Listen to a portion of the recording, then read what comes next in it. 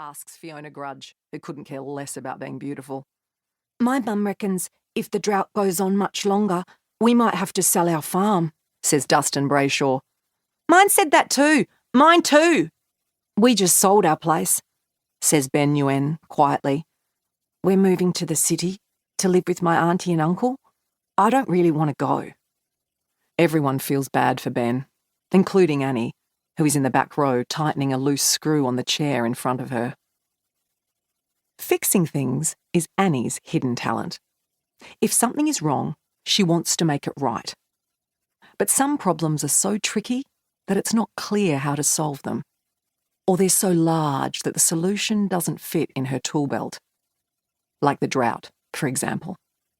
Or the fact that her family might lose their home too. A car horn interrupts the class. Everyone goes quiet. The horn honks again. Annie? Annie! Outside, Brian Shearer has parked his ute on the grass beside the classroom. He is a big man with square shoulders and a round beard. Ms. Formsby pokes her head out of the window. Mr. Shearer, there are less disruptive ways to collect your daughter. I recommend the car park in the main entrance after the final bell. It's an emergency. Again? This is the third time this month. Can't be helped, I'm afraid. He honks the horn again. In the classroom, Annie has already returned the screwdriver to her tool belt and packed her school bag. She moves swiftly towards the door. Sorry, Miss Formsby, she says. I've already done my homework. It's on your desk. Annie runs down the hall, through the main doors, and rushes to get into the ute. Because there's a problem, and only she can fix it. With Runt's help, of course. Upson Downs. Brian drives through the main street of Upson Downs. They pass empty storefronts with window banners that say, for sale or for lease. They pass Patel's Petals, the florist, Raylene's Relics, the antique store. They pass the bank, the butcher, and the newsagent. They pass the Golden Fleece, the only pub left in town. They pass the abandoned town hall and the deserted railway station. They pass the Big Ram, a giant statue fallen into disrepair. It has a broken horn and a missing eye. A sign beneath it says, "Thank you for visiting."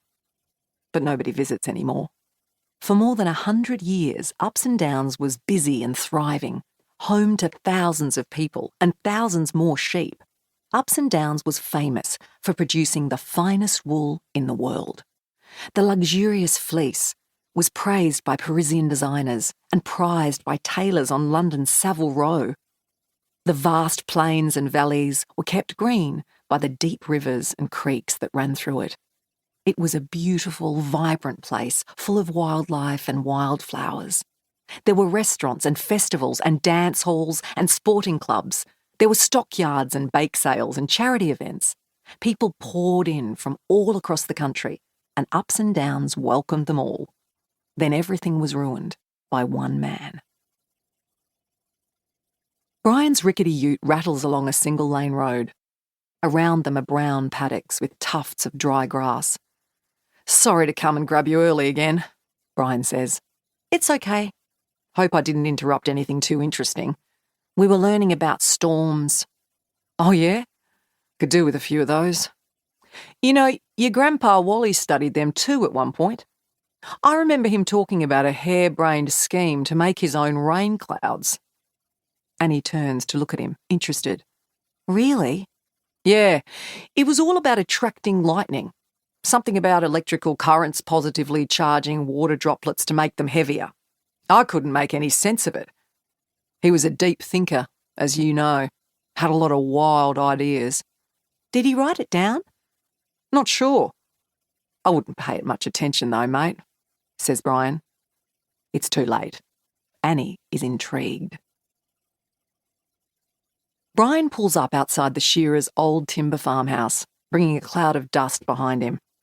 And there, sitting in the shade, beside a timber doghouse, is Runt.